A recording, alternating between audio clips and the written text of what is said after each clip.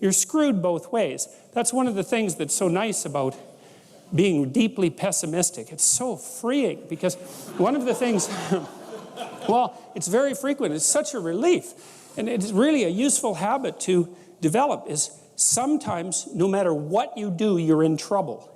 And that's a relief, because then you can stop scrabbling around for the way out. There's no way out, man. It's like you can pick murder, wretched death A or slightly less wretched death B, something like that. But, and I know that's a terrible way of looking at things, but it is extraordinarily useful to understand that many times your choice boils down to picking the least bad option. And if that's all you can do, if that's how life is revealing itself to you, it's like, well, more power to you. The least bad option, that's the best you can do. And it's good enough, especially compared to the alternative, which is the most bad option. So, all right, now, so the fundamental reality of things is complexity beyond comprehension. And then the question is, well, how is it that you manage that? And partly you manage that, and this is where the image of the patriarchal order comes in the positive manner, I might point out, because in the absence of patriarchal structure, for lack of a better lexicon, there's nothing but chaos. And I wouldn't recommend chaos, because there's a lot of it, and there isn't that much of you. And if you think you can handle it without an a priori structure and without a sociological structure surrounding you, then you don't know anything at all about human beings. Because one of the things I've noticed, for example, is that it's unbelievable the degree to which our sanity depends on a functioning sociological structure. And here's why.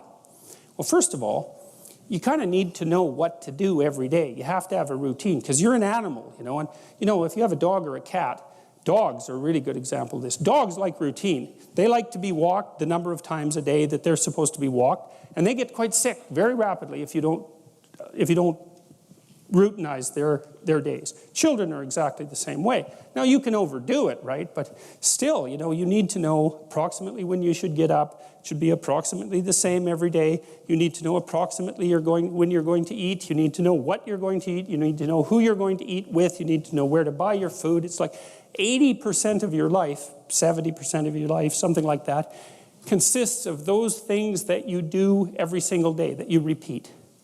And those are often the things that people think about as the trivial elements of their life. But one of the things I would like to point out to you, if you do the mathematics, I did this with a client of mine who was having a hard time putting his child to bed. They were having a fight every night. And I knew by that time, the studies indicate that most parents only spend 20 minutes per day of one-on-one time with their child. Now, the reason for that is that people are busy, and it's actually not that easy to parse out 20 minutes of one-on-one time. It's a lot bloody more time than you think. But that's all there is, 20 minutes. And he's spending like 40 minutes a day fighting with this kid, trying to get the kid to go to bed. And that's not very entertaining. You think, well, it's just having a scrap with the kid about going to bed. But it's no. If it happens every day, it's a catastrophe. So you do the math.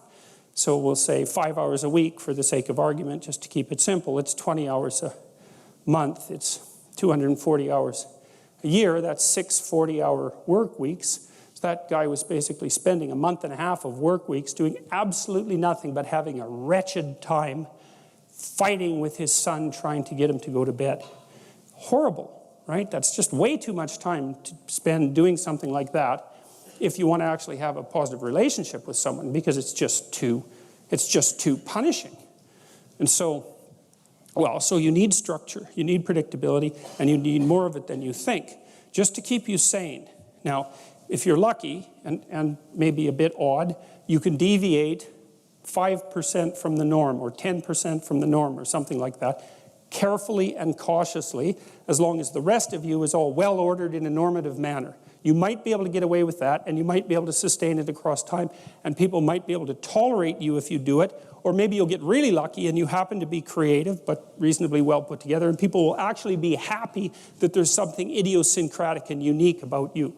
But even under those circumstances, mostly what you want is to have a routine that's disciplined, that's predictable, and bloody well stick to it. You're going to be way healthier and happier and saner if you do that. And then the other thing that you need, because this is one of the things the psychoanalysts got wrong, I think, is that they overestimated the degree to which sanity was a consequence of being properly structured internally, you know.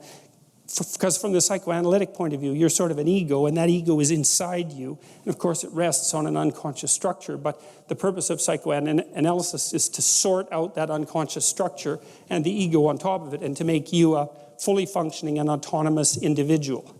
But there's a problem with that, because the reason that you're sane as a fully functional and autonomous human being isn't because you've organized your psyche, even though that's important.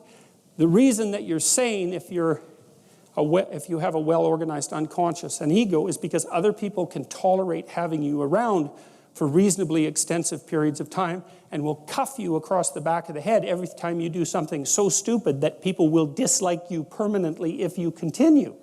And so what people are doing to each other all the time, just non-stop, is broadcasting sanity signals back and forth, right? It's like you smile at people if they're not only behaving properly, but behaving in a way that you would like to see them continue to behave. You frown at them if they're not. You ignore them if they're not. You shun them. You roll your eyes at them. You manifest a disgust face. You don't listen to them. You interrupt them. You won't cooperate with them. You won't compete with them. It's like you're blasting signals at other people about how to regulate their behavior so frequently, well, it just makes up all of your social interaction.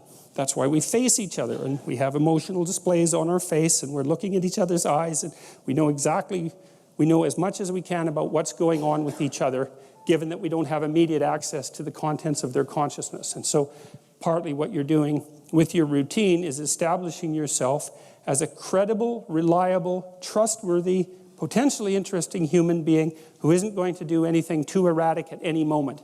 And everyone else is around there tapping you into shape, making sure that that's exactly what you are. And that's how you stay sane. And so what happens to people too, if they don't have a routine and they get isolated, is they start to drift. And they drift badly because the world is too complicated for you to keep it organized all by yourself. You just cannot do it. So we outsource the problem of sanity. And it's very intelligent that we outsource the problem of sanity, because sanity is an impossibly complex problem. And so the way that we manage the incredibly complex problem is we have a very large number of brains working simultaneously on the problem all the time. It's like a stock market for sanity. And it's partly, I use that definition with purpose, because the stock market does the same kind of impossible thing, right? Because it tries to price things, which is impossible. How many things are there? Like 1 billion. How in the world do you decide what the price is? You can't decide what the price is. That's why you have a stock market. Well, in a free market, I mean for consumer goods, is everyone's voting on what the price of everything is all the time. And that's the way we figure it out, because it's technically impossible. That's partly why the stock market explodes now and then, and there's bubbles and all that sort of thing. But anyways, the point is, things are chaotic.